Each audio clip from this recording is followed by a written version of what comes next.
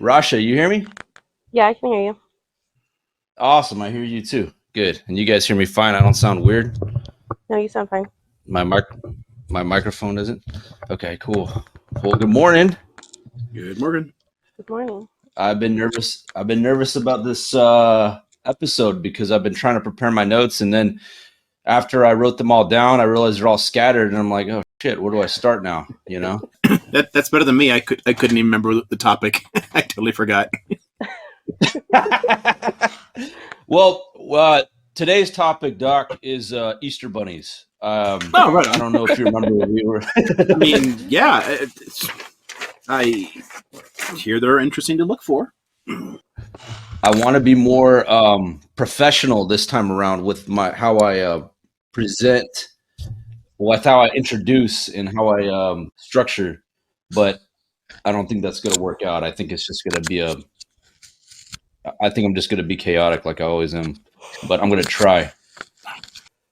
Hello, everybody. Today is March 24th, 2024. This is Colonial Outcast, your friendly neighborhood anti-imperialist, anti-war, pro-Palestinian, pro-Jewish, and anti-propaganda podcast that endeavors to bring you unmatched customer satisfaction. My Muslim fam, Ramadan Kareem. For my Jewish fam, Hag Sameach, Happy Purim. And for my fellow Christians, Happy Palm Sunday. So today, 3 holidays of the 3 Abrahamic religions happen to align. It's not rare, but it makes an ironic day for this episode.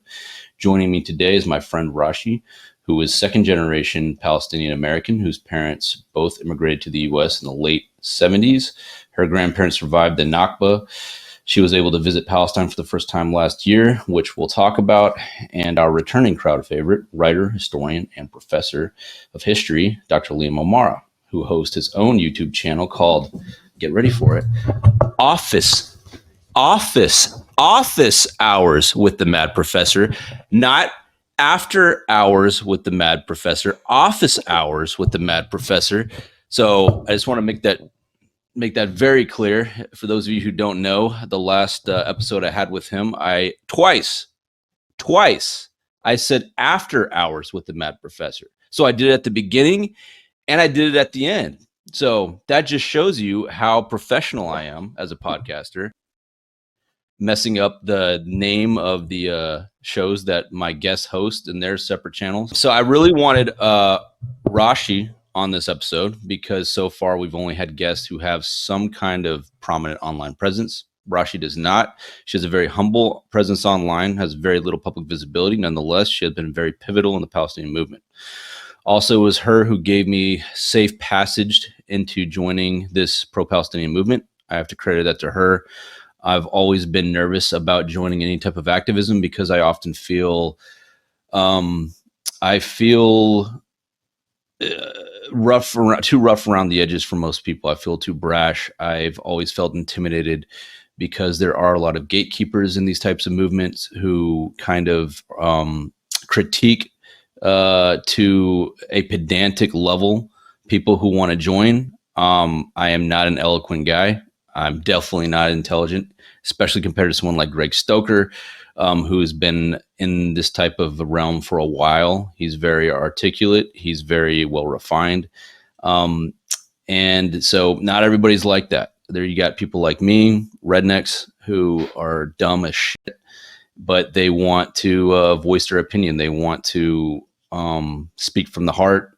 They want to tackle topics that are normally very sensitive and are full with landmines and pitfalls, but nonetheless, Rashy was there to create that bridge for me to cross over into this realm. And ironically, me and her both found Dr. OMara separately on his lives.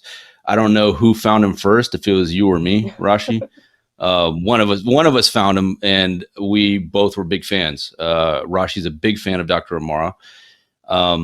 We just love, sneaking on your lives in the shadows and just, learning. So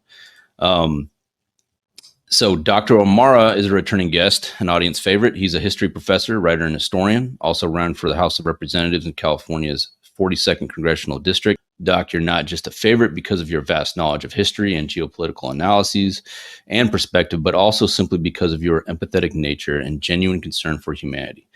It spews out of every pore of your skin, and the audience can feel that. This kind of empathy, combined with such a degree of intelligence and knowledge, has earned you the respect of thousands who watch and engage with your TikTok lives, where I and Rashy were lucky enough to meet you and learn.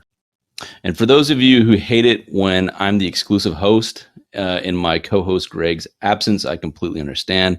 I don't like hearing my bumbling ass talk either. And for those who are new to this podcast, it was conceived by Greg Stoker and myself back in October, but only materialized over a month ago, with our first guest being Dr. OMara. Greg is a former Army Ranger who worked in an intelligence capacity for special operations in Afghanistan. Not too long after, he turned into an anti-war activist, reminiscent of the anti-war vets of Vietnam that he often conjures up as shining examples for future activism. He's not with us today, but is definitely invested in this topic and episode. This is also going to be another academic marathon, not a quick 40-minute sprint. We realize that some in our audience absolutely hate long-form episodes and prefer short and sweet TV dinners. And then there are those who absolutely love diving deep into long academic journeys. So we probably will wind up breaking this up into a two-parter. Now, there may be a lot of redundancy in these episodes that our returning viewers may already be familiar with, but we also have new listeners who may be fresh to this podcast, the host and the guest. So I often reiterate a lot of things that have been said multiple times in previous episodes. Now, I want to make it clear to the audience that my views and the views of the guests do not necessarily represent or reflect on Greg's views. We have to understand that Greg and I are two different people. We have two different opinions and outlooks. We overlap on just about most of the important things, but there are differences. For example, I'm religious. He's not. I'm more of a speculator. I'm definitely the conspiracy theorist amongst him and I, but Greg is definitely the type of guy who only deals with the facts that are right in front of him. So that's the difference between the two. We're two separate human beings with two separate lives, two separate backgrounds. So I do not want anything said in these podcasts to be construed as being a overall complete reflection of Greg himself, and vice versa. That goes for Greg as well. And I think, we're all adults. We all know that, but sometimes it can get confusing. That's up to the audience to make that discernment, in my opinion. Today's episode, the center of gravity is going to be around Islamophobia. Its history, its evolution in the modern era, its relationship with anti-Semitism, and of course, its relevance to the current genocide that's taking place against some of the most beautiful and badass human beings known as Palestinians. So with that, Doc, I wanted you to get to know Rashy a little bit. She's a huge fan, loves your lives, and me and her used to talk about you and share our opinions about a particular talking point you've made in the past. We've often used you as a reference when arguing with people on the pro-Israeli side and Zionist. So you've been definitely like the bullets in our AK-47 banana clip sometimes. So if that makes sense, that's intellectually, you've been a big ally of Muslims, and we're all a fan. And I find it fitting that she be on this for sure, because the way I view Rashy is she is a typical American mom. She's a typical American mom. She deals with the same struggles that every American mom in the Midwest does. And so I want, for the audience that maybe doesn't know too much about Islam, I'm trying to normalize Muslim mothers in this country, because she is about as typical as you can get. And honestly, Rashy, I see a little redneck in you. Right. I mean, I see a little redneck. You may not see a little redneck in you, but I can hear it sometimes. So that's another thing about you. So, anyways, I'll let you guys let you express how you've gotten to know Dr. Liam OMara and his lives. Yeah, so I kind of just stumbled upon Dr. OMara on TikTok, like you said. And I was just super intrigued by sort of like your wealth of knowledge on everything. Like, you're like an encyclopedia, from like religion to Palestine. And sometimes I'm like, I just want to sit here and watch and take notes. So like you said, I can just use them on other people, because you just have so much information. So yeah, I'm super excited to be able to speak to you. No, thanks. I appreciate that. It's I, there will be fewer people finding me accidentally because of the way the shadow bans work. Oh no. I don't show up in the whole like for you stuff at all anymore on TikTok. So it's definitely slowed down a lot. But yeah, it's just fun to engage with people, to see the kinds of things that they're worried about, wondering about, the kinds of the thoughts or questions people have, and I'll just contribute what little I can where I can to those discussions. But I'm always interested in seeing, what's of interest to people, what's topical, what's bugging people. Yeah. Yeah. Well, obviously, I think all of us in the movement have been going through extreme depression on just what we're seeing happen out of Gaza. We've argued ourselves to death. We've debated to death against people on the other side of the fence on this topic. And at this point, we're just kind of like, look, it's beyond debate. Obviously, it's now affecting it's affecting our personal lives and our mental health. But I find that to be extremely natural during a genocide. I think it's very unnatural for us as a society just to move on like life is normal when you have something like this going on. I think we need to normalize being depressed about what's happening in Gaza. It's a reality. We need to feel it. We're part of humanity. All of us are part of this world. So when you pull that switch off and pretend that it's not going on, you're kind of switching off from humanity. Like we're setting such a terrible precedent. By like we see it on TV, we see politicians just laughing, having a great time, making jokes, really just shrugging this off and gaslighting the public, while there's kids with limbs, blown off, crawling on the street, mothers not able to feed their children. Just the worst of the worst that you've ever seen on phone, on 2K, and 4K. We cannot let that normalization happen. And that's what the movement has been really going through, is struggling to remind people this is not normal. It goes against nature. It goes against nature itself, what's happening. So I see it in people's faces. People who, at the beginning, since October, maybe they had a lot of energy, but now I see that I see them drained emotionally, and I completely understand. So, for the audience, I want you guys to understand that it is extremely normal to be depressed about this. Make sure you're taking care of your mental health. Do what you have to do to stay in the fight. If it takes taking a leave of absence and clearing out that mental space so that you can come back refreshed in the movement, do that. Do whatever it takes to stay in the fight. That's all I got to say. Do not let the shadow banning intimidate you. Do not let the, bullying intimidate you. Do not let the gaslighting, put out your flame. Do what you have to do to stay in the fight. Do whatever it takes, mentally, spiritually, whatever. And I think today's episode on is, we're going to be talking about Islam. And I think it plays a major role in that mental health part of it, especially. I'm going to kick this off with the story, if you two don't mind, a personal story, and I'm going to try to make my way through it. I wanted to write down a monologue, but I think I'm just going to wing it, this personal story.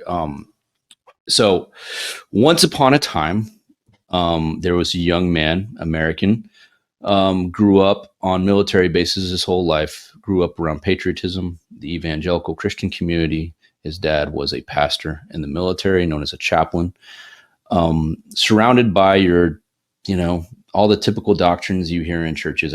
This young man grew up in Christian schools most of his life, private Christian schools, always taught the Bible, and definitely taught history from I would say a white supremacist, subtle white supremacist slant to it. Now, 2001, we had an attack on September 11th. And of course, the world was inflamed with all kinds of different emotions and sentiments. Chief among those sentiments was Islamophobia. Now, this Islamophobia did not just remain on the political, public sphere or the geopolitical sphere. It trickled down into institutions such as churches, Christian churches, especially in the United States. This sentiment was so ingrained in American culture that churches would have entire days, entire services dedicated to the conspiracy theory that Muslims and Islam is trying to conquer the world in a demonic horde of imams and converts, that they convert people with the sword. So a young man was witnessing all of this, all these teachings, and soaked every bit of it up. After all, this was a pastor talking. This is a man of the Bible talking, so he must know. So, and also at the same time, pro-Israeli sentiment was also arising. This country, the ancient Israelites, have now formed a country in 1948, and they are here to help us, join us with the Christian nations in a crusade against this evil horde known as Islam. So during this time period, the young man would study the ancient prophetic texts, eschatology of Revelations, and go to church and soak the different little facts that the pastor was preaching about how this relates to end times prophecies. Now, while this was going on, this young man was attending his first public high school. He had left the private Christian network, left the military school system, and is now in his first public high school in Bonner Springs, Kansas. Now, during this time of Islamophobia, thankfully, our public school systems thought it necessary to allow Muslims to come to schools and educate people on Islam and why they are not a threat. This young man did not. He was going to use this opportunity to really stick it to the Muslims. It was his first opportunity to meet a Muslim. So what did he do? He took a blank white t-shirt and spray painted the Israeli flag on the back of it. Showed up to school, showed up to this class, which was held in a very intimate, kind of small, intimate setting where students would sit down, and this young Muslim lady, very respectful, would come and teach the class about Islam. This young man saw it as an opportunity to get his first shot in to a Muslim. So he sat there and disrespectfully interrupted her and asked her about her religion and different things that he had heard about it. For example, is it true that such and such? Is it true that your prophet did such and such? Is it true that your prophet taught such and such? Is it true that you hate so-and-so? And he hounded her very disrespectfully. He left that classroom with an arrogance and a pride. And that lady, despite being hounded by this young man, was very respectful. She patiently bit her tongue and tried her best to get past this badgering. That young man was me. That 14-year-old man grew up to be the bald dude, the old, over the hill guy that you see on the camera before you. I would then go on to travel to Jerusalem with the thoughts of joining the IDF, with the thoughts of being the most, pro-Israeli dude on the planet. As fate would have it, the first friends I made in Jerusalem, due to the fact that they assigned me to a certain dorm floor, my first friends would be Palestinian Muslims. And after about a couple hours of arguing, smoking hookah, eating hummus, countless packs of cigarettes, I realized that my closest friends in the world would wind up being Muslims. I would come to learn that Islam would be the gateway for my walk as a Christian, becoming closer to this rabbi we know as Yeshua. And I would find that it would be the Palestinian Muslims that would help bring me to that place in my life where I felt like I could touch the ancient past that I once learned about in church. So I wanted to open this whole topic up with that story because I find it to be a very good example of the effects of Islamophobia and how one can leave it. It's how one could finally break free from it by simply learning, by simply being around people who know about Islam, who are Muslim. And I have a lot of things to say about Islam, how it's helped me become a better Christian, how it's helped me become a better person. The man you see before me was I am the man you see before me because of Palestinian Muslims. At the age of 18, I was learning about the world. It was my first time away from my family on my own in another country, straight out of high school. I had never seen anything traumatic in my life. There's so much I didn't know, and it was Palestinian Muslims who essentially helped open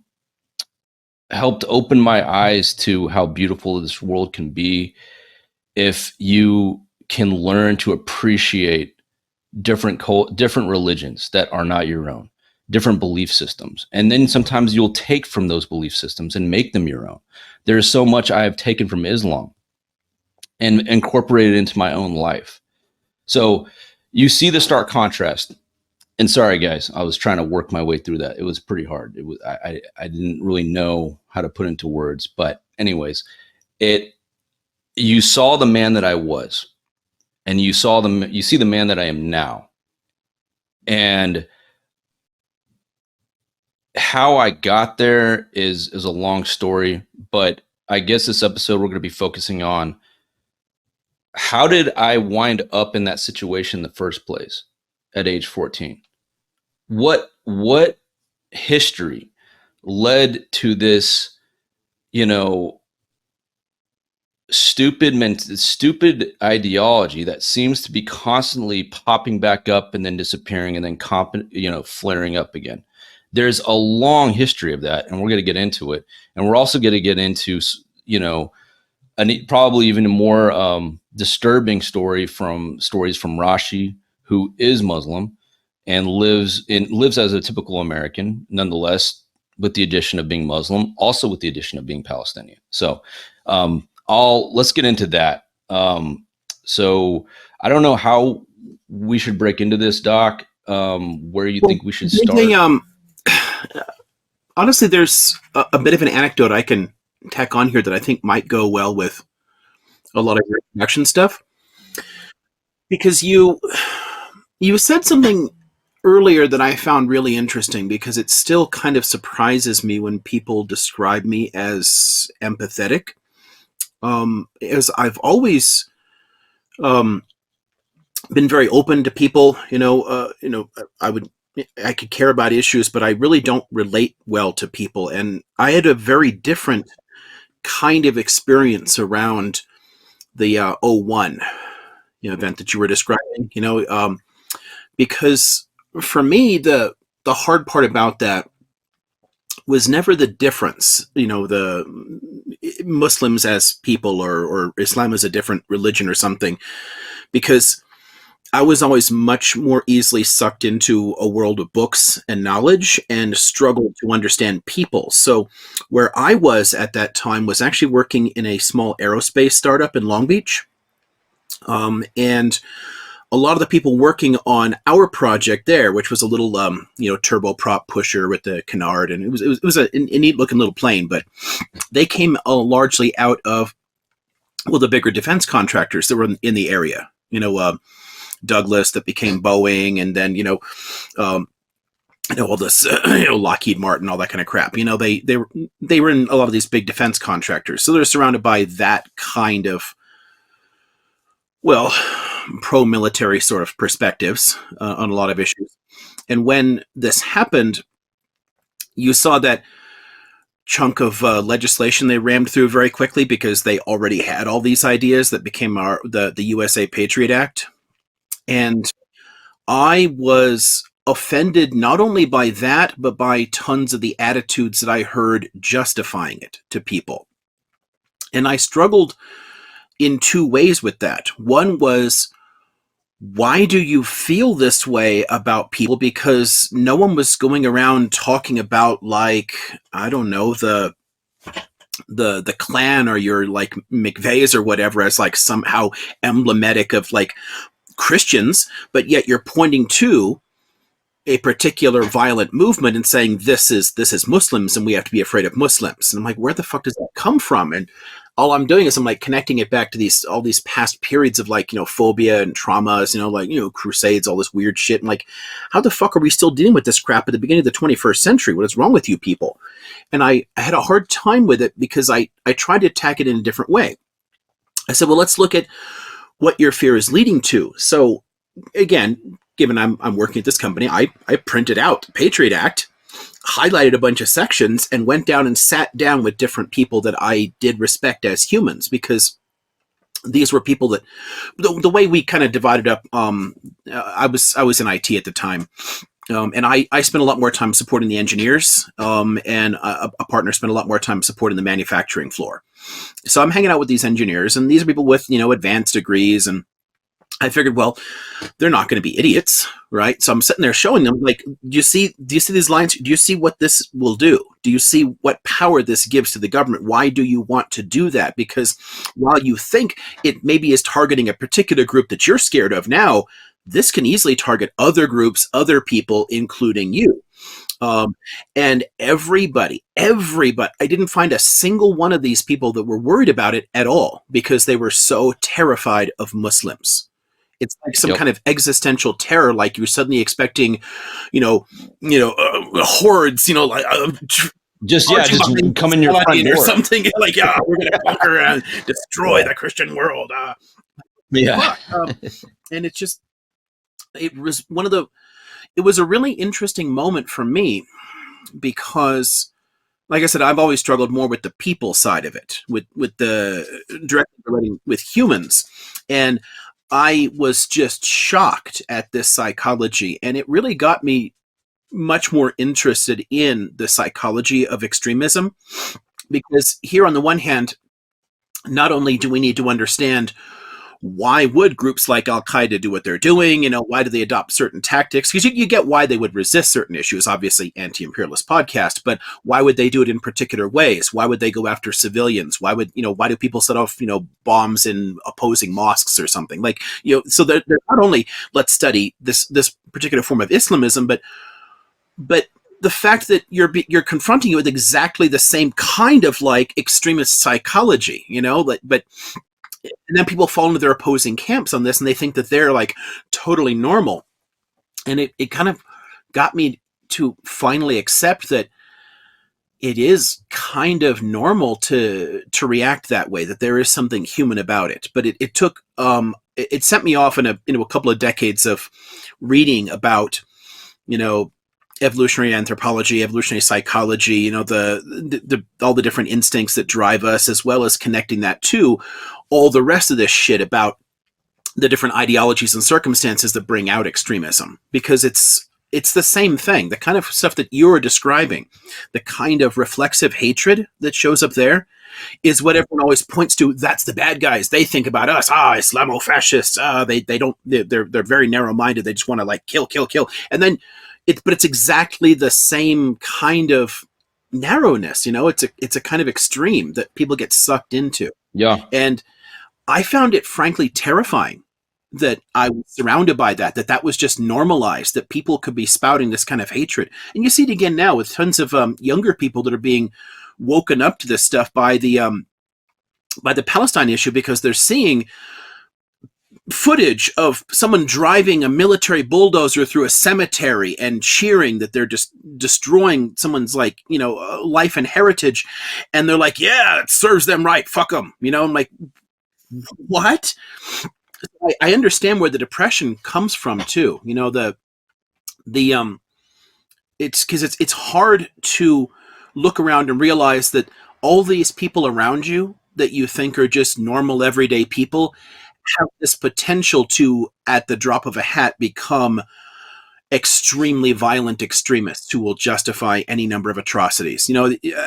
If you're ever wondering what how these terrible moments in human history can happen. Like, I don't know, what would you do if you were in the 30s in Germany or something? How would you have responded to the rise of this extremism? Well, we're seeing it all the time. It makes sense why it would happen. People are always wondering, well, how could that happen? How could this whole country go insane? Well, if you actually slow it down and think about it, it happens over and over and over again. That kind of collective insanity, that you see in the 30s there, is the same thing you got in the aughts in the US, a kind of collective insanity, terrified of Muslims. I think that's what a lot of us are going through right now, especially on the pro-Palestinian side, is that we're all kind of shocked to see people, the world around us, turn sociopathic so easily. Like the way that we see some people talk about what's happening in Gaza is like, well, they put Hamas in power. So, and one of the worst ones is, well, if you think about it, these kids are probably going to grow up to be terrorists. I'm like, oh my God. And what's crazy is that the detachment that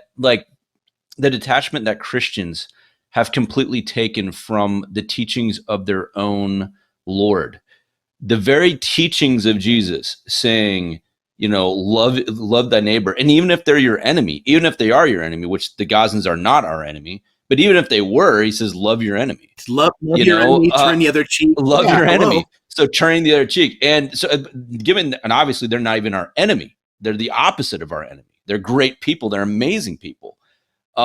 So you have this detachment from not only, from people's humanity and compassion, but also from their own faith, and trying to twist themselves in a spiritual and moral pretzel to justify it. And they'll go any which way to do it, any which way. I mean, the words of Jesus saying that he who causes any child to stumble, basically anybody who would harm a child, it would be better that a millstone be wrapped around their neck and then be tossed into the sea. Basically saying that harming a child is the worst thing you could ever do, is the point he was trying to get across. And we literally have Christians saying that, well, these kids should probably die because they would become terrorists. Like, that's how insane it's gotten. And so, like you said, we look back at points in history of insanity, and you can just pick one. You got the Holocaust, that's just one of them, but you have tons of other ones. The annihilation of the Native Americans, the witch trials. Yeah. The Salem witch trials, stuff like that. We look back like, oh, that's insane. Over and over again, you have people turning on some kind of perceived other, regardless of whatever evidence. It's interesting that you mentioned turning away from Christianity, because I and this is something we can get into more detail on later, but I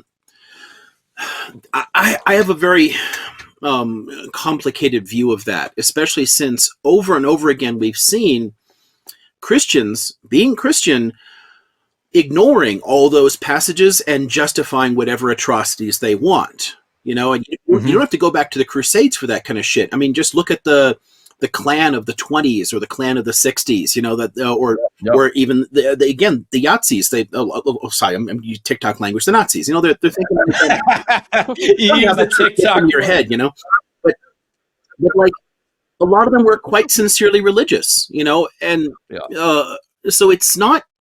The trick here is that we tend to think of religion as this distinct body of knowledge, and that people are going to think about all the ideas in it and read the text, and they're going to internalize what Jesus or whatever you're following says, and that actually motivates their behavior. But most of our behavior has nothing to do with that at all. It's much more the social relations, the kind of tribal identity we have.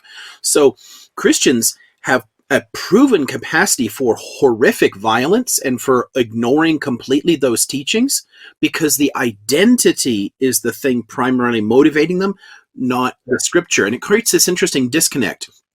So there are plenty of evangelicals that are like, what the hell's wrong with you? But a majority of evangelicals are literally white supremacists and genuinely horrific, in a lot of their basic beliefs. But they both point to the same book and say, this book is important to us. But they're reading it very differently. But I think when we get caught up in the readings themselves, we're missing the point, because it's really not about those texts. It's about the identity people have. It shouldn't be surprising to people, but it is when you have all these people today saying, well, this that Jesus guy sounds way too woke, but they're super Christian. Like they deliberately turn down the ideas that the churches themselves have historically been able to point to and say this is bullshit, but they'll still identify as Christians. It's tackling that. We shouldn't tackle it on a kind of scriptural or theological basis in a way, because it's really an emotional and social issue. It's the way people get caught up in certain groupthink identities that, that somehow, and again, you can see this all through our history, religions don't actually prevent it. But people within systems tend to think that, like, oh, well, no real Muslim would do this, no real Christian would do this. Well, no, simple fact is they would. Like, they do. Like, you, if you're thinking about the religion properly, no, you're not going to, maybe. But people within these systems have always been able to act this way. And honestly, in some type of ways, Christianity talks about that as well. When Jesus said that the path to the kingdom of heaven is narrow and very few find it, and the path to destruction is very broad. I think that has a lot of layers to that statement. I think the statement goes is that if you truly are going to follow the path, under this rabbi we call Yeshua, then it requires going down a path away from tribalism, away from all those social pressures. It's the same as Buddhism. If you're going to follow the path of Buddhism, we obviously know that Buddhism is not like everybody who's a Buddhist. We see what's happening in Myanmar and Sri Lanka. We know that them just being Buddhist. I mean, imagine if everybody in Sri Lanka was actually following Buddhism. We wouldn't have had this terrible atrocity we had over a decade ago. So it's in yes and no. I'll say in the sense that, look, I believe that religion can be a safety measure that prevents our society from going that way. But again, it's like the not a true Scotsman fallacy. It's like that can always play a role too in allowing these things to happen. Yeah, for sure. I'd say for particular people, it can be very helpful. I don't think that the religions themselves can ever truly insulate us from this kind of stuff. We have to look a little bit deeper than it, because there's something more in just the basic social relations and in the kind of social ideals that pass around that end up overriding a lot of the impulses. So I'm glad you brought up, like, yeah, I mean, so they're like Hindu suicide bombers and Buddhists committing genocide, and like, like the most significant terrorist group in the world is actually a Christian one in terms of the body count. I mean, there's every religion has this proven capacity for violence, but yet they're all contradicting it. So you mentioned the criticism of tribalism that you can see with okay, so now I want to say it, so with Yeshu ben Yosef, aka Jesus Christ.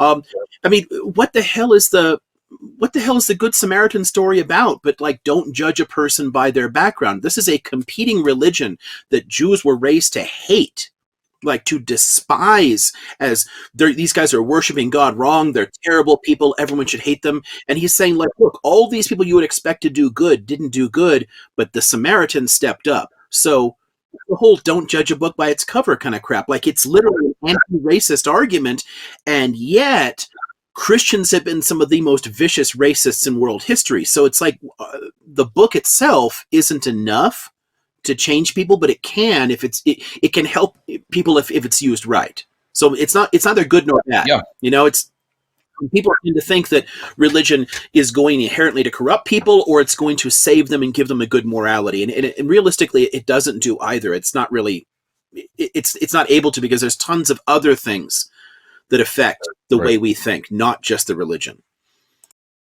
Yeah, and I think that brings us into what Rashi. So you're Palestinian and you're Muslim and you're living in the Midwest. Mm-hmm. You've had to live through a lot of these ups and downs as far as Islamophobia within the United States. It flares up, it goes away. Can you kind of go into what your life has been as a Palestinian Muslim growing up in your typical Midwestern setting? Sure. So I would say, like, my first experiences with Islamophobia were around 9/11. I was still pretty young. I was about 10 years old, but I still remember an increase in violence against Muslims. I remember being scared to, like, go out with my mom because she wears the hijab, and I just remember the word like terrorist being thrown around, you know? Um, and even though that was like sort of like a peak at that time, I feel like there's still always like a baseline of hate and fear towards Muslims in this country.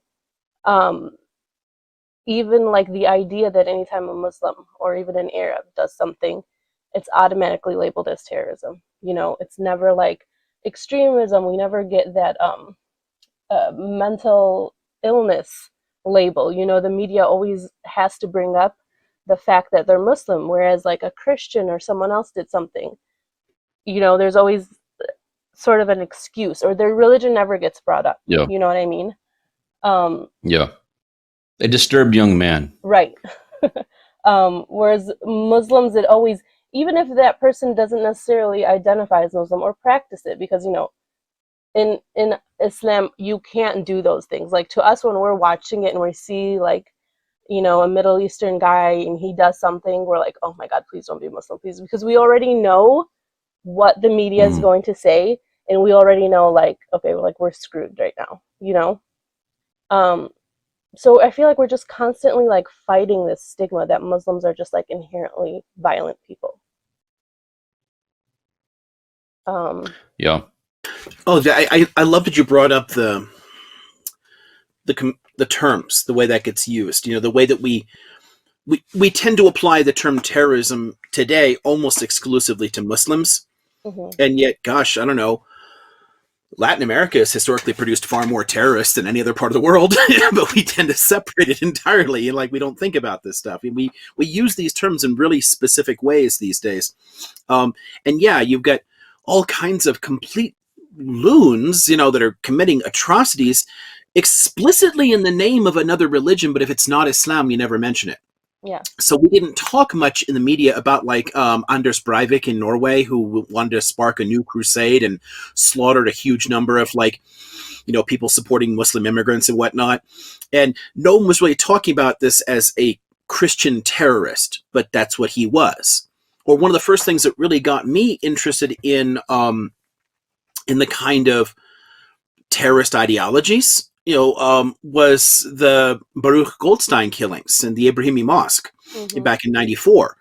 And I went much later in life back to that because I wanted to, you know, see if I could find any examples of anybody calling it terrorism, and no American newspaper did. But the dude was explicitly doing it in the name of wiping out Muslims to ensure Jewish supremacy in the West Bank. So he was a Jewish terrorist, but neither Jewish nor terrorist showed up in the reporting. It was just extremist.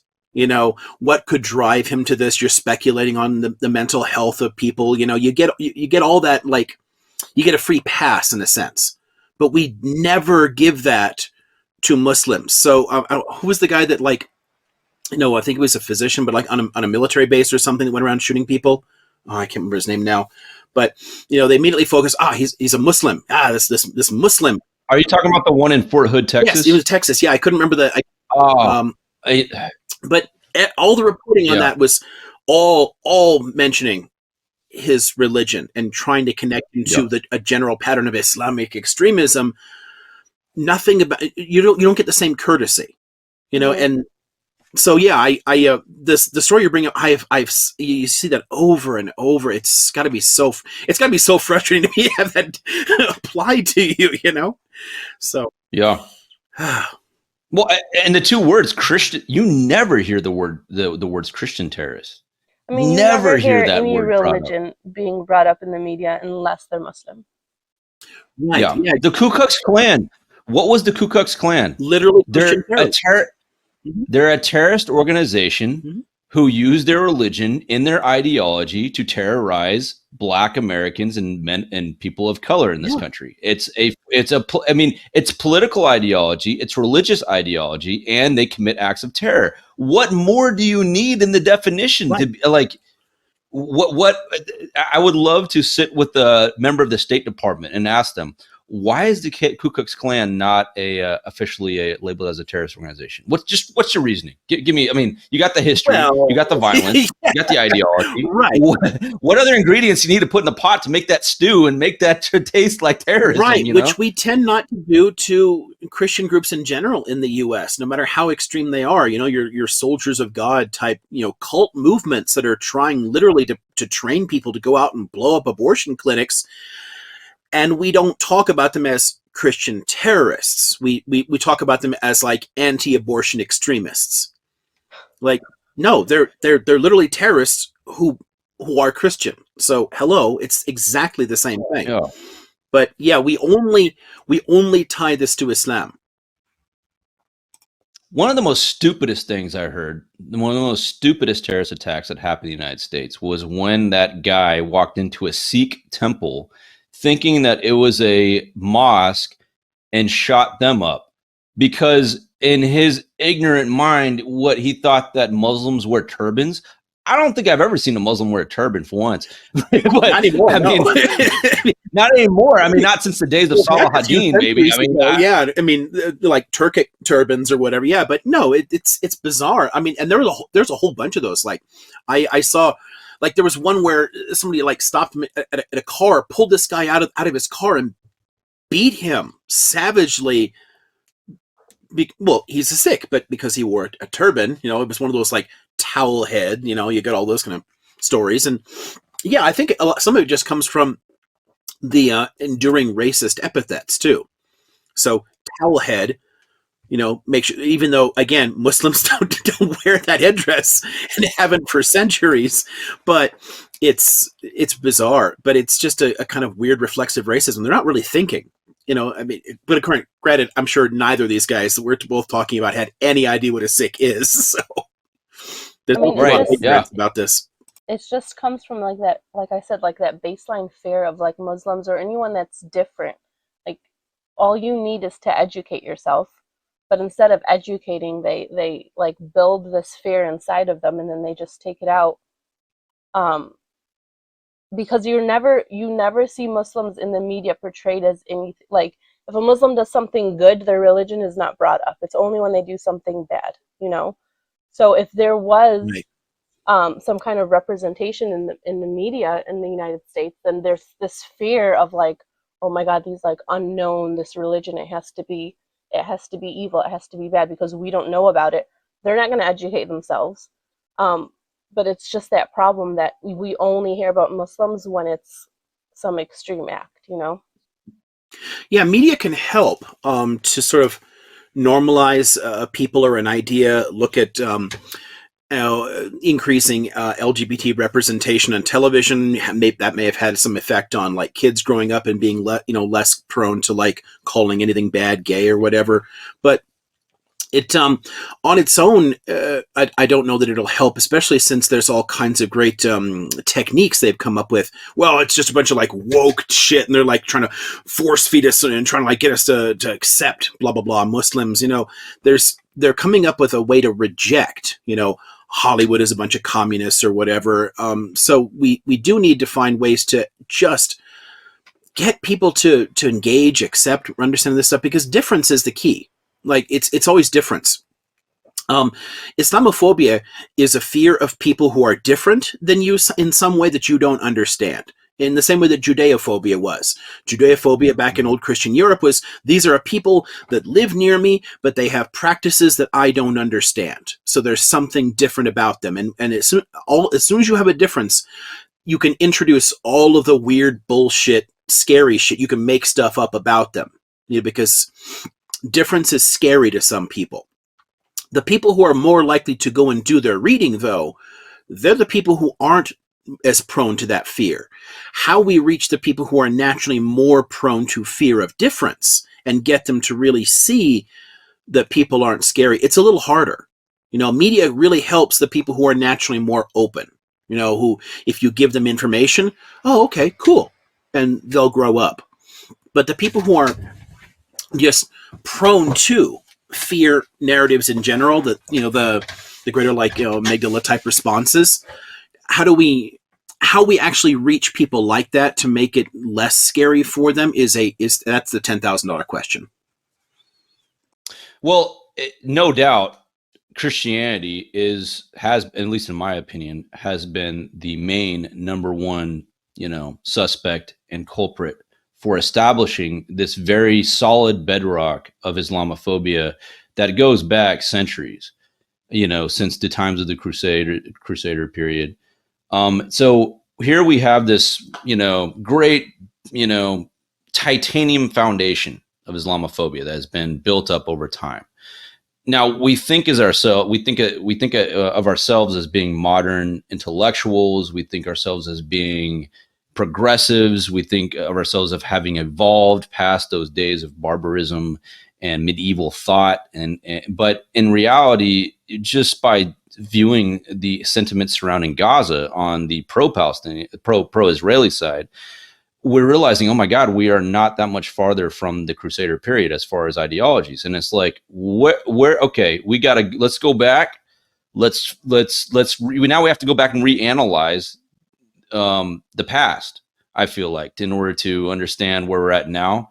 So I kind of want, but before I do that, I want, Rashi, I want you to continue on throughout your life, if you can, on your experience as a Muslim American. What has it been like, just given your location, where you're at, you're in the heart of the United States. So, and you also had experience in going to Palestine and visiting Palestine. And I'm sure Islamophobia played a significant part of that experience. So if you don't mind of indulging us with that. Yeah. So, like I said, just throughout my life, it's always like this just constant sort of Islamophobia, and it has its like rises every time something happens. For instance, like when Biden spoke about those fake 40 beheaded babies, and that 6-year-old boy was stabbed to death, not far from me, for being Muslim and Palestinian. And that like really that one like really shook me to my core. I remember I was like scared to send my son to school. I like kept him home for a little bit. And it's just scary how, some lie can take all these extremists and lead them to do these things. And like even after Biden put out that fake BS statement about like, oh, I condemn Islamophobia, whatever, it's very obvious to Muslims living in the United States that our government is, their loyalty to Zionism like far outweighs any support that they could have for the Muslim community. Like you can't pretend to care about Muslims here while you're like actively killing them somewhere else. So that's just how it is for Muslim Americans. It's like this constant like feeling of like, I don't want to say everyone's against us, but like they just don't understand. They're never going to take the time to look into the religion. As long as it's different from them, there's always going to be this hate there. So like when I was in Palestine, Palestine, obviously it's Islamophobic, but you don't even have to be Muslim, because obviously there's Christian Palestinians, so their hate for Palestinians, they don't care about your religion. As long as you're Palestinian, they don't like you there. From the moment you enter through security, it's like very well known that you're going to be sitting for hours. Whether or not, it's not like they're questioning you. They just put you on the side and you're going to sit for hours. When my husband went by himself, he sat for like 5 hours. Like it's just it's like a known thing. If you're a Palestinian and you're going to visit Palestine, you're going to be sitting for hours and hours and hours just so that they can kind of like break you down and make you never want to come back and visit. So there's that, and then just being there, as beautiful as it was, there's still always this like fear that even though I'm an American, over there they just see me as like Palestinian. They just see me as less than. And one of the experiences was we were actually driving to, I believe, Haifa, and we got stopped at a checkpoint. And, we showed them our passports and all of that. And instead of just letting us through, they pulled our car to the side and very aggressively made us get out of the car, made us like wake up. My kids were both sleeping in the car. They made us like pop the trunk, pop the hood, like go into this separate room while like, I'm waking my kids up. I'm scared because to them, I'm just Palestinian. And I already know the mentality of the IDF is like shoot first, ask questions later, right? So like any move you make, you're kind of like walking on eggshells. You don't know what's going to happen. Yeah. Then they have their like guns pointed at my 4-year-old son. This is just like their mentality, you know what I mean? Like they don't care who you're. If it's like Palestinian, they think like automatically terrorist, or they can grow up to be terrorist. So that whole process, like they brought us into this room, they took all our pictures, like they had to document the whole thing, and then they eventually like let us leave. But it's just that like constant like fear. Like I'm afraid of being Palestinian in my own country because of the IDF and how they treat you. Like I said, yeah, Muslim, it's worse, but Christian Palestinians get the same treatment. Yeah. I've in the early days, what I mean by early days, I mean like 3 months ago on TikTok lives when you and I would go and debate Zionists. By the way, those days were fun, Rashy. I miss those days, but I don't have it in me anymore. I feel you. I took a break for a month, not out of choice. I just got distracted with things in my personal life. I had to, like getting married and, the holiday season, and I missed going on the lives. But when I was on there, there's some interesting discussions you and I had. We were very good at, I believe, tag teaming, like in the WWE when we go on these lives, like it was. And one time there was I don't know if you remember this. Do you remember the British guy that was spewing a lot of Islamophobic tropes at you? Mm-hmm. And he was very disrespectful. Ironically, there's two people stood up for you. Myself, who I'm a pro-Palestinian Christian, and actually a pro-Israel redneck Jewish guy. I think it was in Tennessee or something like that. And he stood up for you by the disrespect aimed at you. And it was interesting to see those dynamics play out on live. And that guy that, I don't know if you remember, do you remember that guy? Mm-hmm. The British guy who was throwing all these insults. Yeah. Now, I went in on him, I went to town, and that was very satisfying.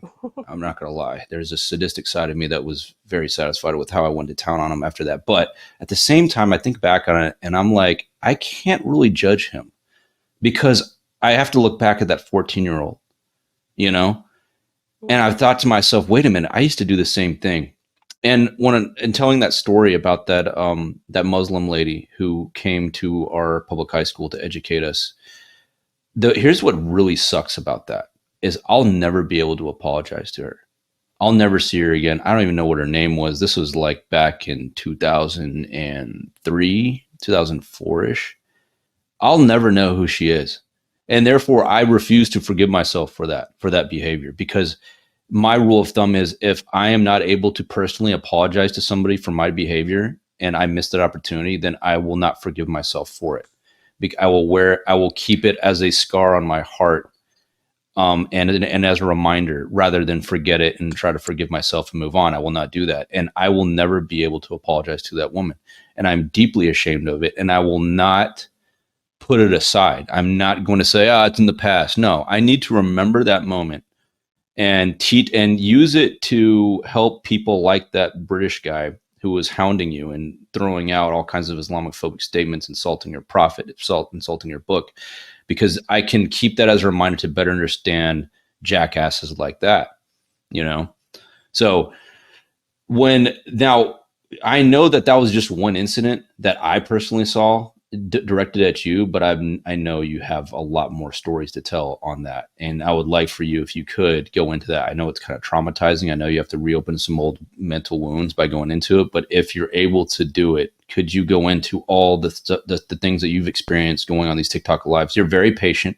I noticed that you are a very patient person. You never lose your cool, and you never resort to ad hominem attacks or attacking anybody else's religion. You definitely get passionate. You definitely get angry, and frustrated, but nonetheless, you have been very good at, and you honestly, I feel like so many in the audience were able to relate to you not because you're Muslim or Palestinian, but because you're a typical Midwestern mom, just speaking from the heart. So I felt like you had an amazing effect on the audience, despite the fact that you're not some big social media influencer. In some ways, you've been having a lot more influence than you realize, because of the fact that you're just a regular person. You talk like a regular person, but you're also very patient. So if you can go into some of that to give the audience a little bit of perspective of the things that you've had to deal with. Yes. So, like, since this conflict escalated in October, I feel like it's given all these like anti-Arab, anti-Muslims confidence to kind of now openly spread Islamophobia. It's like they've crawled out from under their rocks and they're ready to join like the pro-Israel movement based on the fact that they just hate Muslims. They know nothing about the conflict other than they're like, oh, Arabs, terrorists, Muslims, like, yeah, we're not on their side. And those are the people that come up and try to debate you just because they feel like, they're like welcomed with open arms by this pro-Israel Zionist community. And they want to be able to openly spread their hate and just kind of beat up on a Muslim to feel better about themselves. But to be honest, like, yeah, obviously it upsets me, but at the end of the day, I feel bad for them, because their hate of another religion, like they hate my religion, I feel like, more than they love theirs. I've never ever felt like I needed to compare my religion to someone else's. Like, I feel like my faith in my own religion takes care of what I need it to. I feel like it shows lack of faith in their own religion by coming up there so angry and so full of hate, towards me. It's like, yeah, I can debate them, but at the end of the day, it's kind of like a waste of time. They just need that space to, like I said, like, unleash all these feelings that they've kept inside, and now they feel like, oh, Muslims in the media again, like, yeah, now suddenly I'm pro-Israel, I'm a Zionist now, just so that I can openly hate Arabs, hate Muslims. And it would be interesting to know how many of these same guys, when they're having their, water cooler talk, spew anti-Semitic stuff. Oh, of course. It'd be interesting to know that. I mean, there'd be no way to prove it, but Right. I'm just going to place a bet here on the table with my chips that a lot of these Islamophobic guys that are suddenly pro-Israel, they're not pro-Jewish, I'll tell you that much. They're not pro-Jewish. They're Judeophobic. And by the way, Doc, I really liked how we kind of set a good precedent in one of our episodes by normalizing the word Judeophobic as opposed to as anti-Semitic, as if anti-Semitism is a special type of racism. Racism is racism. Islamophobia, Judeophobia, it's Afrophobia. Well, I mean, it's all part of the same monster. Don't feel like it, it has some type of special category. You can put one in and ignore the other ones. They all come from the same point of evil in our universe, in my opinion. No, they do, and it's interesting that, well, humans in general are just not really good at nuance. And I would have preferred that we left the term anti-Semitism to a distinct form of racist nationalism tied into 19th century race science, because that's why it was invented. That's why it was used. But it now is just a catch-all for anybody who doesn't like Jews. But there's historically different reasons for that. The chief one, and the one that overlaps the most with this fear of Islam, is the phobia, which is rooted in just a fear of difference. I mean, look at the word xenophobia, right? I mean, fear of difference, fear of the alien. And that's what we're talking about here with Judeophobia and Islamophobia, is these people have distinct different practices from me, therefore I'm afraid of them. That's the core issue for a lot of people. For some, it's theological, so anti-Judaism. For some, it used to be like a hardcore racism. That's less common outside of like straight up neo-Nazi circles that still believe that shit.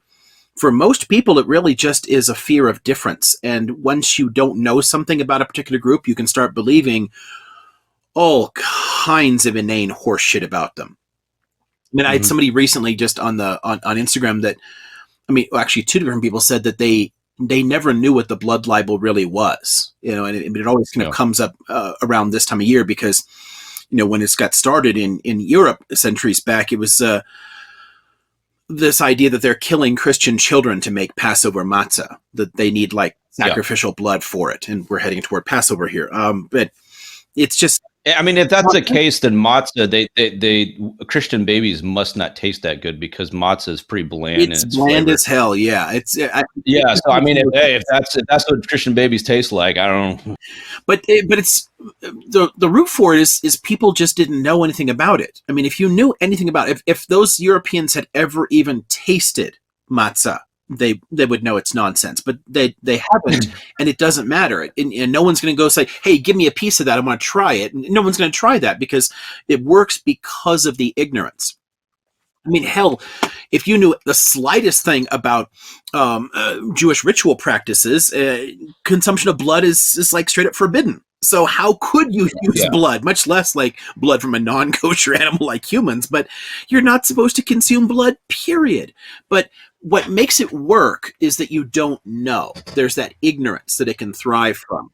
And that's where there's a huge overlap with what we're talking about with so to me, Islamophobia and Judeophobia, they're exactly the same thing. It's just a fear of difference. And at this point, Judeophobia is simply less of a problem for a lot of people, although it still exists as an issue. But Jews are simply better known in the U.S. So, unless you're some hardcore loon, for most people, Jews aren't particularly threatening or different anymore. I mean, it's helpful to understand still for people there are more Jews in the U.S. than in Israel. I mean, there's a lot of representation. So the fear isn't as potent here, where you still see a lot of it in more isolated rural areas, rural parts of Europe, things like that, where it's never really gone away at all. But Islamophobia is much more potent because it's a growing population in the U.S. There's more and more Muslim immigrants as well as converts to Islam here, and people just don't know a damn thing about it. So you can use the same psychological techniques. Okay, so we've covered the psychological reasons for Islamophobia amongst the commoners, the peasants, which are all of us, by the way, unless you're in the top 0.01%. But so now I want to shift gears to the political reasons for Islamophobia. And I want to do this in the format of presenting a hypothesis to you, Dr. Liam. We discovered something unknowingly during these podcasts, and I was thinking about it. I'm like, wait a minute, this is kind of a new way of doing podcast and in discourse, where I would present to you a hypothesis, which, by the way, thank you for that word. I've known that word, but I remember in one of your lives, you corrected me when I said theory. And you said that everything's a theory. What the word that you mean to say is hypothesis. So ever since then, I've been learning, Doc. I take notes. I may be a dumbass, but I know how to take notes sometimes. So I have a hypothesis I would like to present to you concerning the political power structure reasons for Islamophobia. And it has to do with capitalism, and it has to do with imperialism, obviously. And here it goes, and you can critique it, you can concur with it, whatever you want. But here it is. So the reason I believe that the system is at direct odds with Islam is because the tenets of Islam at their very core are a complete threat to the world system. And here's what I mean. Some of the tenets within Islam, if they given the fact that Islam is the fastest growing religion on the planet and growing, and it's happening organically. It's not like Muslims are riding in through hordes on, like you said, on horses and getting people to convert at the sword or they get beheaded. No, it's happening because people are willingly converting to Islam. Now, in Islam, you have some very threatening ideologies, and I want to go into those very threatening ideologies. One of them being the opposition to compounding interest. In Islam, compounding interest is considered haram. It's sinful. The entire base of capitalism is built on compounding interest. So that alone right there makes it a threat to the capitalist system. Also, you have environmentalism. Within Islam, you have many tenets that speak on behalf of the environment. You shouldn't cut down a tree. Not to mention, it's the what's the Arabic term, Rashi, for taking care of the earth? Or I forgot. I should have had my notes prepared. But it's the idea that, Allah gave this planet to us as a gift, and we should be good stewards of it for the sake of our generation and future generations. There is a word for it. And sorry, audience, I should have had this in my notes. I'm going to get slaughtered in the comment section for not having this prepared. There's also the rules of war in jihad. Very specific rules of war. You should not kill the elderly. When somebody surrenders, you won't kill them. Very much similar to the NATO rules of engagement. Islam has these rules in jihad about this. You shall not kill children. Rape, of course, is haram. So you have these very, very strict directions of morality. And these strict tenets within Islam are spreading at a huge, at a very fast rate throughout the planet. And these things in and of themselves threaten the capitalist system that has enslaved us economically, socially, psychologically. So, of course, Islamophobia is going to be one of the core elements of this capitalist imperialist system we have. It's a threat to it. So that's why I believe there's a particular attention that they put into and an investment to spread Islamophobia throughout our media, throughout the industrial psychologies of our democratic systems. So, Doc, there's my hypothesis. As dumb as it sounded, the way I said it, I'm sure, I'm going to present that before you for your, academic, analyses. Okay. It makes sense on some levels, especially if you're looking at the more educated people who are still concocting reasons to hate. But I think that what's actually driving it is a lot simpler, especially since most people aren't really aware of any of this stuff, even the ones who are involved in stoking that kind of hate from, the political heights. They often really don't know these things. So I really think that it's more a matter of the differences being useful to power structures than anything else. Especially since if you think about, okay, so you mentioned usury and the problem around there, right? But Islamic banks have all found ways around it and of still making money. They just call it fees or whatever. They levy certain fees. So it's not like they're not able to do exactly the same thing. And realistically, the beginnings of capitalism as we understand it as an economic system are in the Islamic Middle Ages. I mean, there's always been more of an openness to merchant activity. I mean, the fact that was Muhammad's job kind of makes it, kind of normal and easy. So there's a lot. There was a number of really important banking innovations that Muslims did that then influenced all the European banks that ultimately created the foundations of capitalism.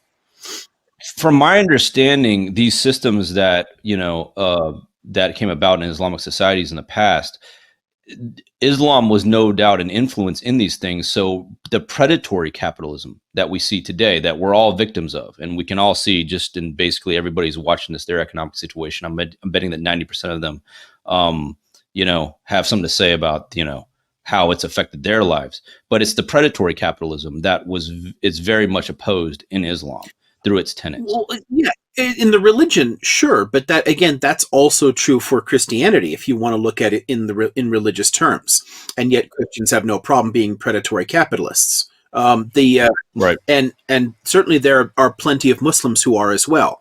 And look at a lot of the oligarchies spread across the Mideast, and just how comfortable they are with massive wealth accumulation, even though there's a strong scriptural basis for saying this is wrong, that you shouldn't do this, right? That you should be like giving all that stuff back.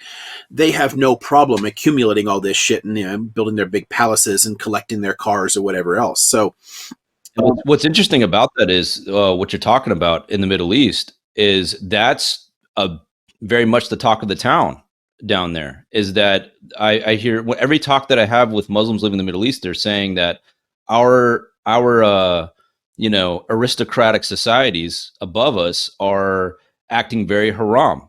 Like you talk about the kingdom over Saudi Arabia. Saudi Arabia is supposed to be the custodian of Islam, quote unquote.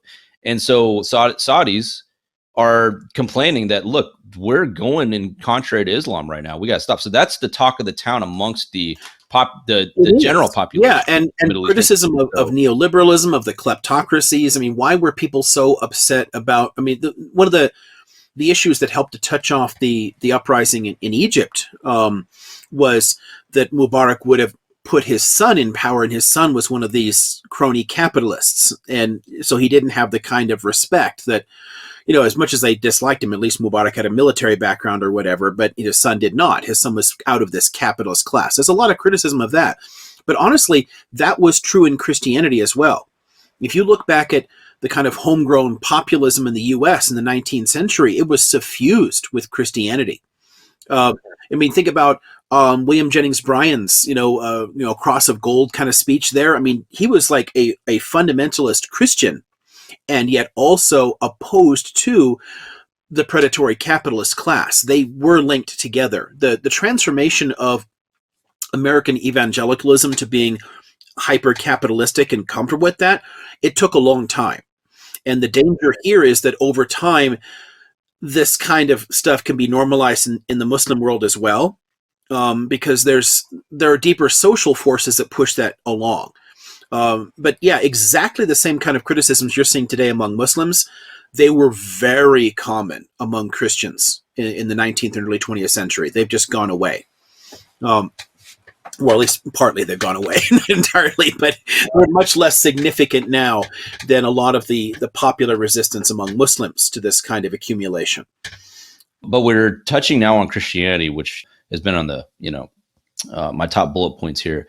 I myself, I obviously grew up in the evangelical community. My parents were not necessarily evangelical, but because my dad was military, we were constantly traveling, we'd have to find a local church. And oftentimes it would be these mega, evangelical churches. So that obviously had a huge influence on me. Since then, since my time in living in Palestine, however, that's when my belief system completely shifted. And I would say that my walk in my faith and searching to find my, the faith that I really hold to this day was the result of Palestinians in that walk, and how Islam actually, I incorporate so many elements of Islam into my belief system, as obviously as well as Judaism. So when I was living in Jerusalem, I was studying Judaism and I was learning about Islam through my friends. And those two things kind of melded into my belief system to the point where, I guess where I'm going with that is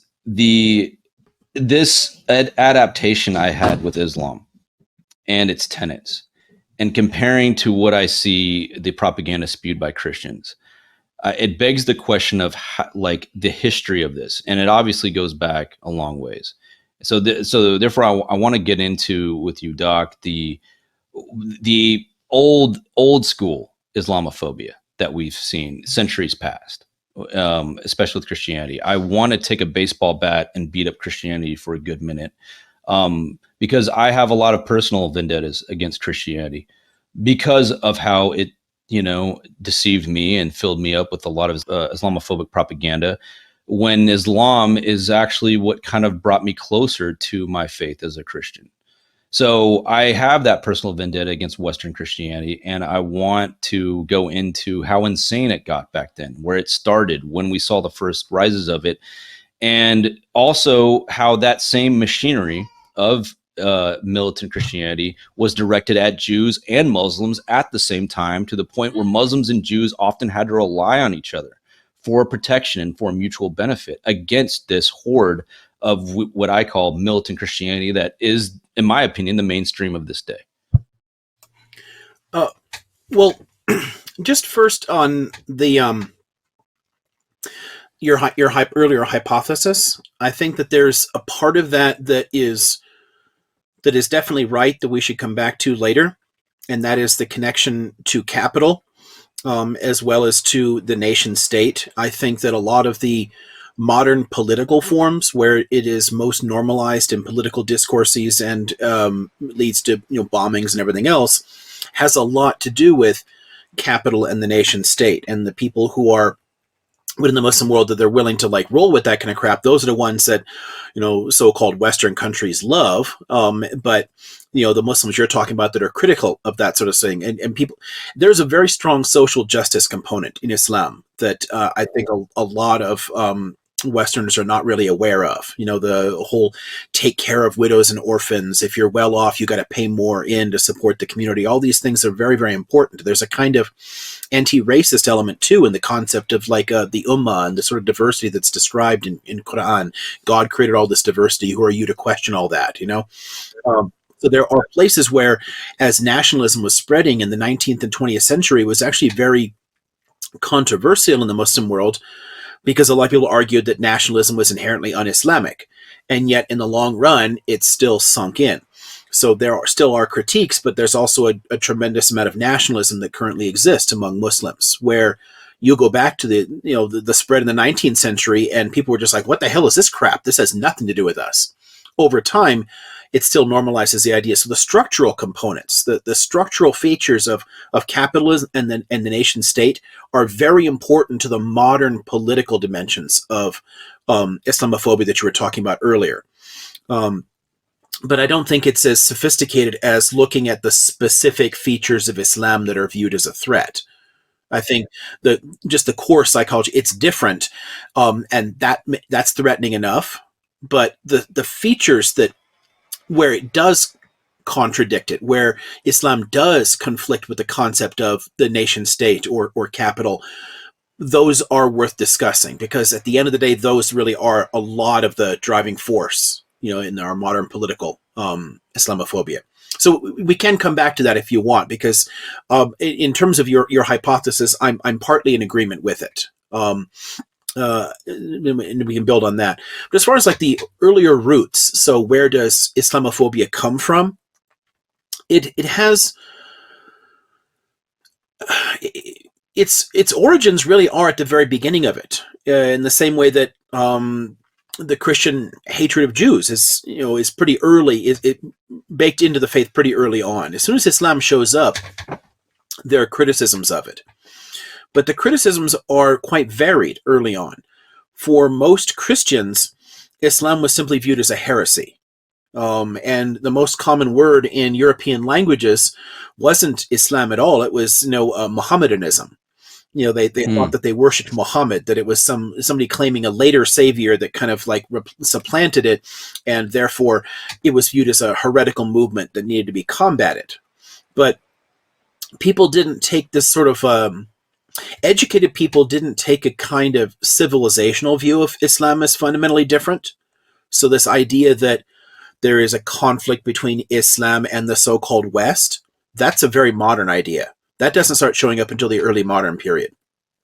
You look at early medieval and medieval Islam, you have two main reactions people are going to have. If they're educated European Christians, then they viewed Islam as a heresy coming from a very advanced civilization that was ultimately, the same basis of, European civilization, but Muslims were definitely better off. They were richer, more technologically sophisticated, but they weren't understood to be a completely different culture. They weren't separated from the so-called West because the concept didn't exist yet. But the less educated would simply have the phobic response. This is different. This is weird, if they encountered it at all. And that was early on just less common. So the discourses around Islamophobia, if you go back into the medieval, they're very different from what we run into today, because it's mostly very educated Europeans who encounter the Muslim world, and they have a tremendous amount of respect for it. But ordinary people didn't encounter it. They might be more willing to hear about Jews in their environment, because Muslims simply didn't live in most of Europe until the modern period. They were in relatively tiny numbers, relatively isolated parts of it. Certain areas, yes, but you didn't have Muslims wandering around in Hamburg, in the 12th century. They just weren't there. So it wasn't something that people really interacted with. But the scholars writing at the time were incredibly complimentary of it on civilizational levels, but critical of it in religious terms. So there's a theological dispute that builds up there. Now, there was obviously points in history, in European history, where the power structures, the elites, wanted to mobilize Christians against Muslims for sheer power grabs. So they had to weaponize these ignorances that you're talking about amongst the population. And because obviously the elites were probably educated and they knew that Islam was probably a beautiful religion and it has a lot of positive tenets. Obviously, somebody who's that evil in power doesn't really care about that. They just want to, knowing that what they're feeding the population is a lie, and but also knowing they will be effective. Can we go into a little bit of that about how they weaponize these ignorances against the commoners, like we see our power structures doing to us today, and being complicit with the genocide in Gaza? Well, yeah, there are definitely periods where you manipulate an ignorance of it, you spread fear around it. There's quite a few spots along the way, and it isn't just like the Crusader period, although obviously there's plenty of it there. The kind of reflexive hatreds that were stoked in the Crusader period honestly also folded in Jews and Eastern Christians. I mean, there's a tremendous amount of violence that comes along in that way, but it's not terribly sophisticated in terms of the propaganda. The way that you stoke hate today is in some ways a bit more clever. This is why when people actually spent time around Muslims in the Crusader period, it tended to fade away pretty fast. A lot of Crusaders that stayed in the area tended to go native, which is why a lot of them just blended into those communities. They became part of like the local Middle Eastern Christian populations as well. But the most Crusaders did just go home right afterwards. They didn't stay. So they didn't have the long-term exposure to or interaction with it. The kind of just simplistic hatreds that were stoked at the time, they were honestly pitched much more in the theological terms. In very simple ways, these guys are heretics. They're replacing Jesus with this other person, and we have to attack them. They're satanic or whatever, and that stuff falls apart very, very quickly for people once they actually encountered Muslims. And we've got a lot of interesting stories that survive, accounts from the Crusader era of those interactions. Can you give us one example of that? One of the things that made it more complicated for a lot of people in the Crusader era itself was the continuing political differences and the fights that build up there. So it's more stuff that comes down to us through interaction among the people who generally were curious. So you have, for example, all kinds of discussions between, Muslim physicians are an interesting one, I think, because they're going to see the Crusaders and what they're doing. Oh yeah, they're like sawing this guy's leg off because they got injured in battle, but there was no need to it at all. They understood the medicine better. And then you have interactions with them, and the next thing you know, you have some Europeans who are now curious about it, and they go and they start studying it. You You end up with people like Adlard of Bath, who goes down and spends time among, the Arabs and starts learning from them and brings a lot of that stuff back. And in the long run, the Crusades ultimately helped to create the European university system. All the Enlightenment stuff that eventually created the scientific revolution started with putting European Christians in direct contact with Muslims.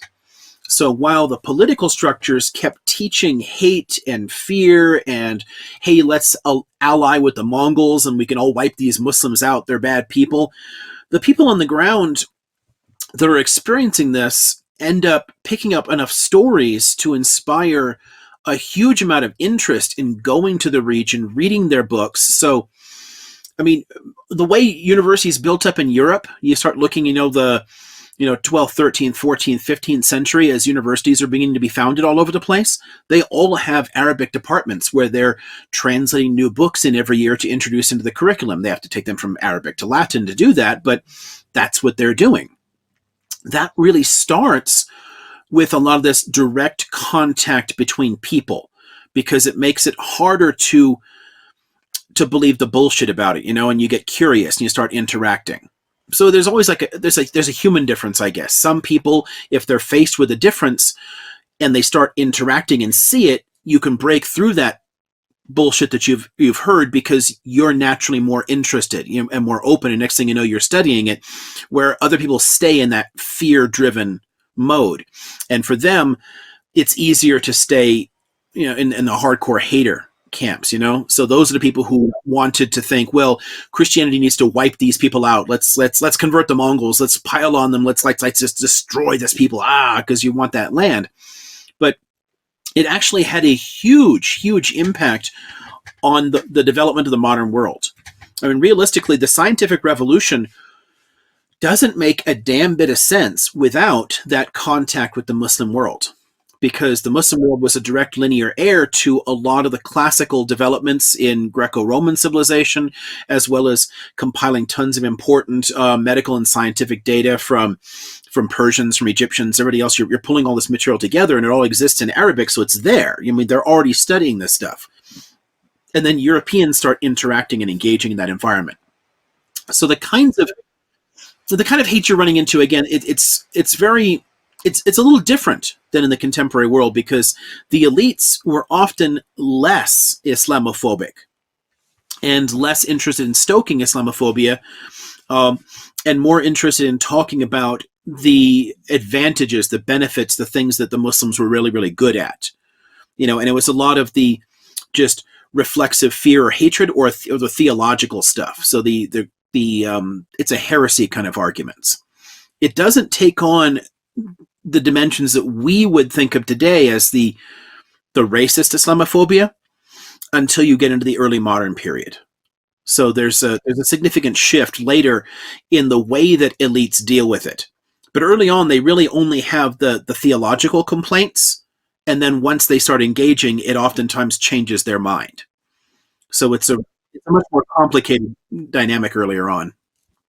Yeah, I'm a prime example of that. When I went to Palestine, when I went to Jerusalem. Yeah, exactly. And, if people who naturally at least have the potential to be more open, and then you put them in that environment, it's going to change perspectives. So your experience is a lot like that of tons of other people who went off on these crusades and then spent time around people, and then either brought ideas back that started changing things and inspiring, new types of thought, or they just stay. If the ones they stayed in the area, some of them, again, they just went native. This is why there are occasional blue-eyed blondes that show up in Lebanon and Palestine, because there were tons of Germanic peoples from the Crusades that they stayed in the area, and just married in and became, local Christians, local, tons of the local Catholic churches. So it gets harder when the religion, when the hate is based on the religion. This is one of the reasons I think that the theological issues aren't ultimately the main drivers for this, because that's a little harder to sustain through direct contact.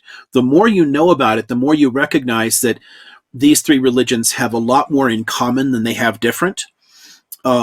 while they do have differences, those differences are not so extreme that it would naturally support the kind of radical hatreds. At least if you're educated enough about the religions, if you spend the time talking to people and learning about them.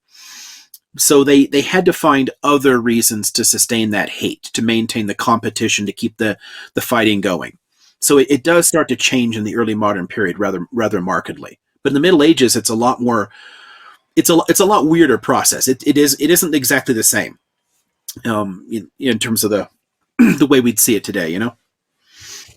It's interesting you bringing that up about how the theological differences break down very quickly, and in talking about how much more they have in common than they have difference with each other. And I'll even take that further on a personal note, is that with me, I would say that getting close to Islam has gotten me closer to Christianity, simply due to the fact that the cultivation of Islam very much so was Middle Eastern. It's been maintained as Middle Eastern, and Christianity is a Middle Eastern religion. So they were the caretakers of that Middle Eastern traditions, the way of living, not just like the theological things, but just the way of living on a day-to-day basis. Like, the thing about Muslims is that they're uncompromising, and when it comes to theologically, most of them are very uncompromising. They maintain that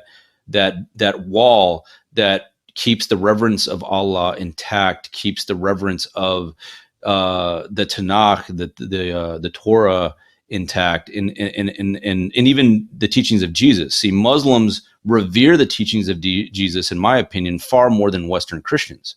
Western Christians tend to more or less emphasize the letters of Paul. The letters of Paul are mostly, exemplified and preached and quoted more than the words of Jesus. Whereas in Islam, it's the complete opposite. They constantly quote Jesus because to them, he's a revered prophet. Thereby, in some type of way, Islam has maintained a more Christian way of living than Christians have, by simply that mechanism of revering these prophets, revering their words as being holy and put on a pedestal and protected, and not being compromising in that. So that's where I take that a little further on a personal note, just from my own theological level, which is why I appreciate your opinion, because you don't come at this from a theological perspective or a religious perspective. You're not religious. You come at this from a very pragmatic approach. So the combination of the two confirms basically the same thing that you're saying. It complements each other. Right. Yeah. It's less that they retain a kind of Christian perspective, but more a respect for the teachings that would have informed the very earliest Christian communities. Christianity as a religion is quite severely criticized in Islam. But it's the core beliefs, the ideas of Yeshu that were the ones that were commonly attributed to him by the time you get into the 5th, 6th, 7th centuries. Those are fundamental elements of Islam, and it leaves out a lot of, for what ends up shaping Christianity more than anything else is its interaction with the Roman world. As it starts moving through the Roman upper classes, moving from an obscure movement among Jews, spreading outward into the diaspora, and then it brings in tons of working class people in the Roman world, and then from there slowly works its way up into the ruling classes. It ends up adopting tons of beliefs, rituals, perspectives that are informed by that Roman environment, and leaving behind its Levantine Jewish origins. They do change the basic character of it in some ways. It does lose a lot of the social elements. The fact that Islam really emphasizes a social justice component, if you're looking at especially the preaching from the Meccan period of Islam's development, social justice is a really core component of it, and so is it in the preaching of Jesus. but you Yeah. lose some of that later because of Christianity's accommodation to the power structures. In the same way that by the Exactly. time you get to medieval and early modern Islam, a lot of Muslim power structures, have affected the religion in some ways, and they begin to downplay those social justice components. When people interact with a lot of Muslims today, you're benefiting from some significant modern revival movements that have pushed people back to that. Say, hey, look at what we cared about before. These are really important, where their elites had also drifted away from it because the interests of power do tend to downplay social justice components in favor of a status quo. And that does end up happening in both cases. But Christianity does take on some distinct differences because of the Roman interaction that lose some of the very distinctly Levantine Jewish elements of Jesus's teaching. And Islam, because it comes from the same region and interacted directly with Jews and Christians of that region, not of Western Europe, it took in those ideas much more directly. Yes. And I want to circle back to that later on, and I'm going to bring up the House of Wisdom in Baghdad. But before I do that, I want to go into the ignorances surrounding Islam, the simple ignorances that I want to crush right now at the bud. I want to address these common tropes that are thrown at Muslims within Western Islamophobia. And Rashy, I'm going to need your help in that because it would not be appropriate for me to start listing them. It would be more appropriate for you to do so because I've seen these tropes directly spewed at you from these assholes on TikTok lives who go on here thinking that they basically go on here as the 14-year-old me. Again, I'm trying to stay away from judging. It's part of me trying to hold to my religion right now and not judging. But Rashy, could you start going through? Can we start picking these apart a little bit, if you don't mind? Can I actually ask me while you guys start diving into that? I'll be able to hear most of it, but do you mind if I go and refill my drink, do a couple of things? Oh yeah. By the way, I forgot. We got to do a pet break. We start to make a tradition out of these little intermissions with our pets, if you don't mind. So I'm going to introduce you to another furry friend of mine when we come back. So let's take a little break. We gotta take a break overall, or you guys can start into this and start listing some of the thoughts, and while I walk around and heat up some coffee and things like that. No, we can take a break. Rashi, do you mind taking a break? And that's fine. You're still available for the next however long we go on? Yeah. Awesome, because my bladder is about to go all over the place. So, all right, guys. Break time. See you soon.